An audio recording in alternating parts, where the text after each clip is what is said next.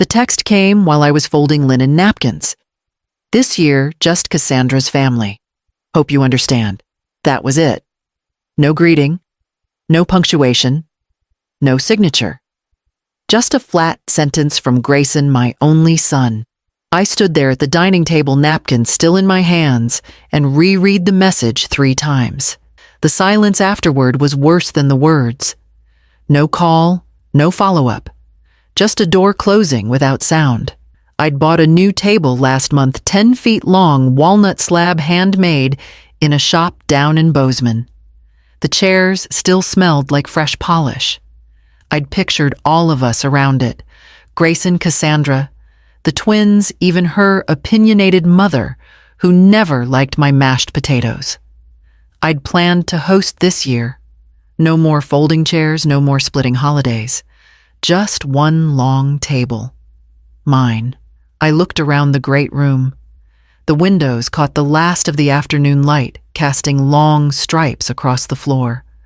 The lodge was quiet, but not empty. It had history, now, my history. I'd overseen every nail, every beam. I had built this space from the ground up after selling my company, and finally leaving that office in Portland behind. I wanted to share it. That's what stung most. Not the rejection, not really, but the fact that I had waited, that I still believed this would be the year he'd say, "Let's do it at your place, Mom." I typed one word, understood, sent it. No pleading, no protest, no question marks. I wasn't going to beg for a seat at a table I had built with my own hands. I set the phone down beside the folded napkins.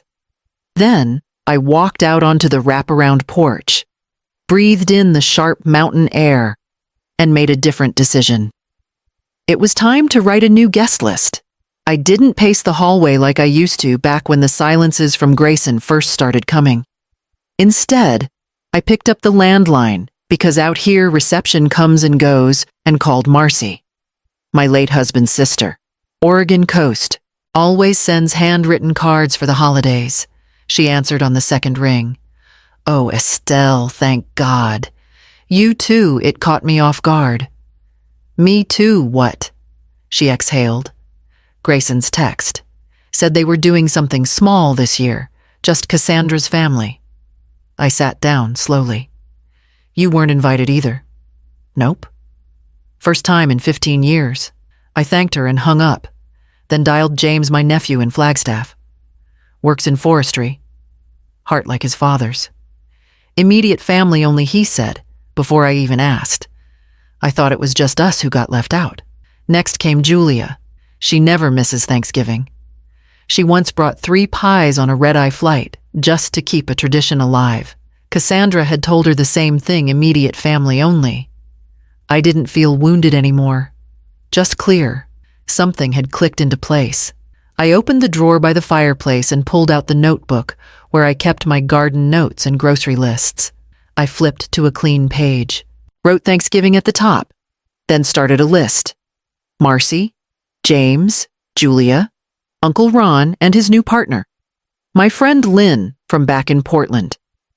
I kept going, not out of spite, but out of something steadier. I wasn't excluded. I was choosing. I walked through the hallway past the guest rooms, each one fully made up, waiting for a purpose. I paused in the biggest one-corner windows, en suite, bath-soft quilt with hand-stitched corners. Marcy would love this room. I wrote her name next to it. Then James. Julia. I started pairing names with pillows, stories with spaces. This wasn't a dinner anymore. It was a gathering of everyone they had brushed aside. And this time, the table would fit us all. The next morning, I found Callum in the barn, elbow deep in a saddle adjustment. He looked up as I approached, wiped his hands on a rag. "You're planning something," he said, like he already knew. "Thanksgiving. 30 guests. 2 nights. I want them fed, rested, and warm." He grinned. "You finally opening this place up?" "Not to everyone, just the ones who were left out." I laid out the plan rooms prepped by Tuesday fireplaces, checked wood split, and stacked near every entrance. No grand displays, no pretense. I wanted the kind of comfort that doesn't ask anything in return. By noon, I was in town meeting with a chef named Beverly.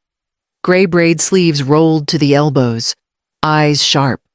She told me she used to cook for miners' men too tired to pretend they liked something they didn't. I don't do buffets, she said flatly. Perfect, I said. Family style.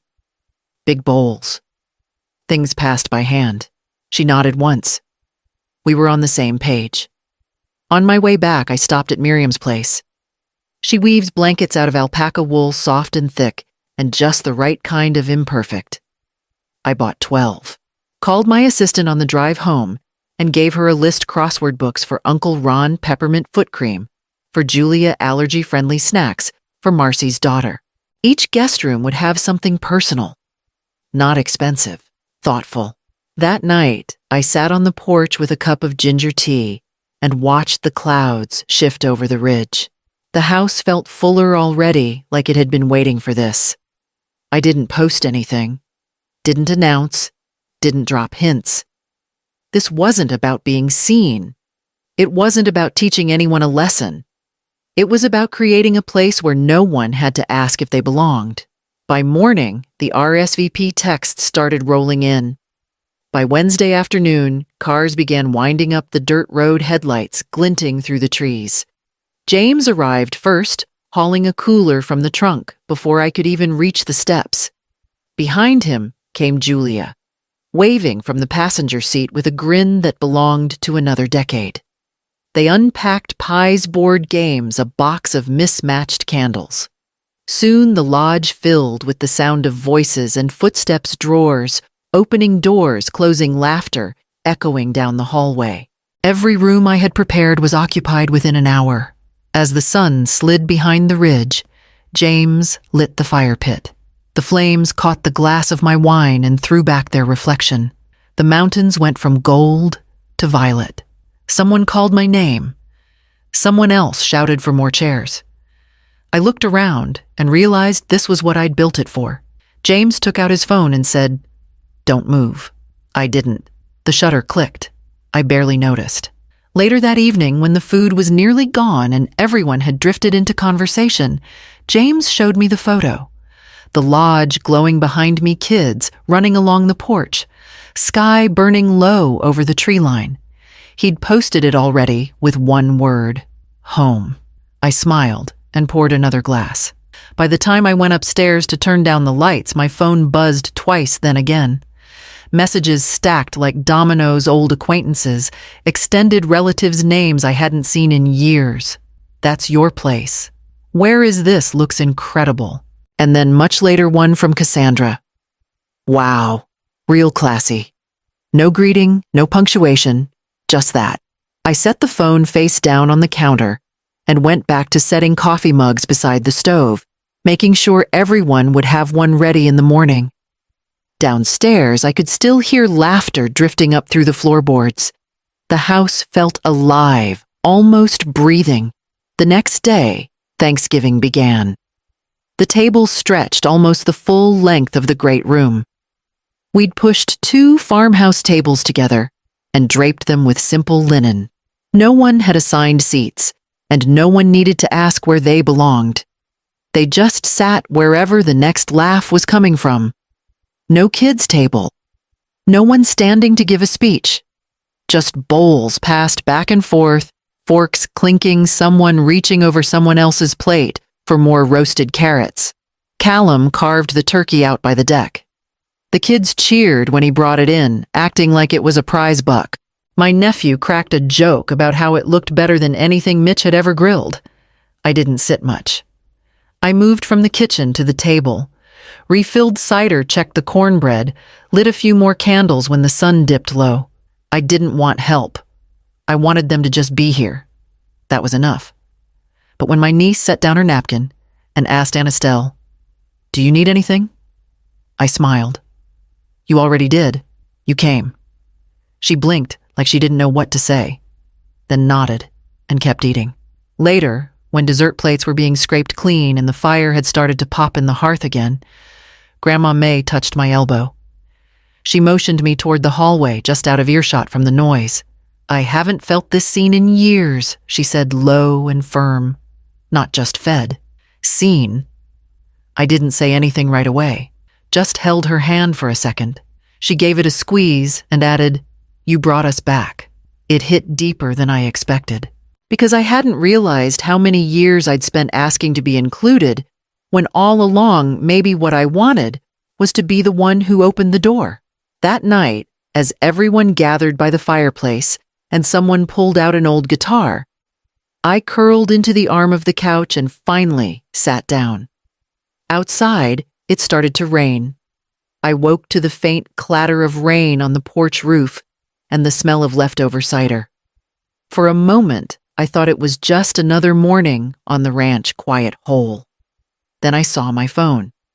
6 missed calls from Grayson, 1 from Cassandra, 1 voicemail. I didn't want to play it. I did anyway. Could have given us a heads up. "You blindsided everyone." That was it. No greeting, no apology. Just that tone I knew too well, like I'd broken some unwritten rule. I left the phone on the dresser and stepped into my boots. The morning was wrapped in fog, the kind that makes the trees look like ghosts and the lake disappear entirely. I didn't care. I needed the quiet. Down by the dock, the mist hovered above the water like it wasn't ready to lift. I took a deep breath and listened. No footsteps. No traffic. No voices, just the faint sound of a loon somewhere across the lake and the creak of damp wood beneath my feet. This was the life I had chosen. The one I had built. I didn't hear James coming until he was beside me. "You okay?" he asked, soft. I nodded, but my hands betrayed me. I slipped them into my coat pockets before he could see them shake. "They're calling, huh?" I didn't answer. He nudged my shoulder like he used to when he was a boy and wanted to make me smile. "You did good, Aunt Estelle," he said. The lump returned to my throat, but this one didn't ache. It steadied me. I looked out at the lake, still hiding under fog, and felt something settle in me. Behind us, I heard a door creak open from the house. Someone was up, probably setting out the morning mugs. I turned from the dock and followed the sound of home. He caught me just after lunch.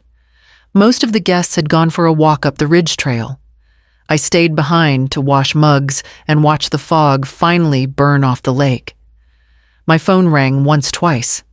I almost let it go again, but this time, I answered. "Hello," Grayson didn't even pause. Was this really necessary? I said nothing. "I mean, come on, Mom. You invited the entire family. Do you know how that looks?" "I didn't do it for looks," he huffed. "You made us look like we abandoned you." I wiped a mug dry. "Did you?" His voice sharpened. "This was petty. You could have told us. You made a choice," I said calmly. "I made one too. You didn't have to make it public." I didn't. James posted the photo. "You just weren't used to seeing me surrounded by people who actually show up." The line went quiet. Then he said low, almost like a wound, "You always take things personally." "No," I said, with no anger in my voice. I just stopped taking them quietly. Another silence. When he finally spoke again, it was softer. "Cassandra's upset." "I'm sure she is. I just thought maybe you'd be busy." That's all. I didn't reply right away, because he wasn't really apologizing. He was circling the edge of something, trying to pull me back into the old role, the one where I swallowed hurt and smoothed things over, but I wasn't doing that anymore. "You thought wrong," I said, "and I'm allowed to be remembered." He didn't answer. I ended the call. No slamming, no dramatics, just a quiet click. Outside the window, I saw Grandma May standing by the garden with a thermos in hand, chatting with Julia like they'd never spent a year apart. I picked up the last clean mug and filled it with fresh coffee. Callum met me at the front gate with a wrench in one hand and the new sign in the other. We'd planned to hang it before winter, but with everything else I'd forgotten. Or maybe I'd been waiting without admitting it for a different kind of permission. The wood was dark-stained, the letters carved by hand, Markham Hollow. My father's name, my name. No fanfare, no family crest, just something solid and ours. Callum steadied the post while I tightened the bolts. We didn't say much, just the occasional murmur about alignment or level. But when we stepped back, it looked right, like it had always belonged there. "This place suits you," he said, brushing sawdust from his shirt. I nodded. Took me long enough. That night after dinner, Julia pulled out the pie she'd brought pecan, still slightly warm. We passed it around the table forks, clinking gently against ceramic. Laughter came easy. When the second pot of coffee hit the table, Julia stood glass in hand. "To Estelle," she said, "who gave us Thanksgiving back." Everyone raised their glasses. I did too. Not out of pride, but something quieter. A kind of anchoring. I didn't say anything, just smiled and let the warmth settle across the room like an old quilt. Later, as the house dimmed and people drifted toward sleep, I walked past the front window. The gravel road was empty, just moonlight stretching across it in long white lines. No headlights. No voices arguing outside the gate. And still, the house felt full. I checked the thermostat, made sure the firewood was stacked high by the hearth, and paused in the hallway to listen. Footsteps above me. A faucet turning off. Someone laughing far off, probably James. I turned out the last light and headed toward the back deck. The air had turned crisp again, but I wasn't reaching for a coat. The text came mid-morning, just as I was steeping tea in the quiet kitchen. "Maybe we can come by next week," Cassandra wrote. No punctuation, no apology. Like I was a forgotten side errand to pencil in. I didn't answer. Not because I wanted to punish her, but because I didn't owe her immediacy anymore. The house still hummed from the weekend. James and his crew stayed one more night. Julia helped with breakfast. Grandma May refused to leave until the last pie was gone. We did puzzles at the long table each evening, the fireplace low and steady. We took morning walks to the lake. Callum brought fresh eggs from town. Someone left a pair of wool socks drying by the hearth, and no one claimed them. It felt like life, not an event, not a performance. Just life finally shaped the way I'd always imagined it could be. No pretending, no waiting to be welcomed. By Tuesday, the ranch began to quiet again. Cars rolled down the gravel drive one by one. Goodbye hugs, thank yous tucked into handshakes. Julia left a card on my nightstand. "You reminded us of who we are together." When the last car pulled away, I didn't rush to clean. I walked the empty halls slowly. Picked up a dropped scarf. Smoothed a pillow. The air was still warm from the people who had filled it. I wasn't lonely, just still. I wiped down the counter, folded a dish towel, and stood by the back window, watching the last light settle on the ridge. Not a single part of me missed the noise I'd once begged to be included in. Then I picked up my phone and texted Callum, "Let's do it again next year." His reply came quick, already penciled in. I smiled, tucked the phone into my pocket, and stepped out onto the porch. The letter arrived just after the first snowfall dusted the far pasture. No return address, but she knew the handwriting. Slanted quick as if the sender had rushed through it, but still hesitated before sealing the envelope. Inside was one line centered on the page. "Are we still invited to Christmas?" No greeting. No apology. Just a question heavy with assumption. I read it once. Then again. I didn't cry. I didn't tear it up. I just folded it and slid it into the kitchen drawer next to the measuring spoons. Not because it mattered, but because I didn't want to make a decision out of emotion. I brewed a cup of coffee. Let the kettle whistle too long. Let the silence hold me. Outside, the wind moved through the bare trees, whispering across the field, like it had something urgent to say. I stepped onto the porch and watched the shadows stretch across the hills. The ranch felt different now. Not new, not old. Just mine. For years I'd held out my hand, hoping someone would reach back. For birthdays. For holidays.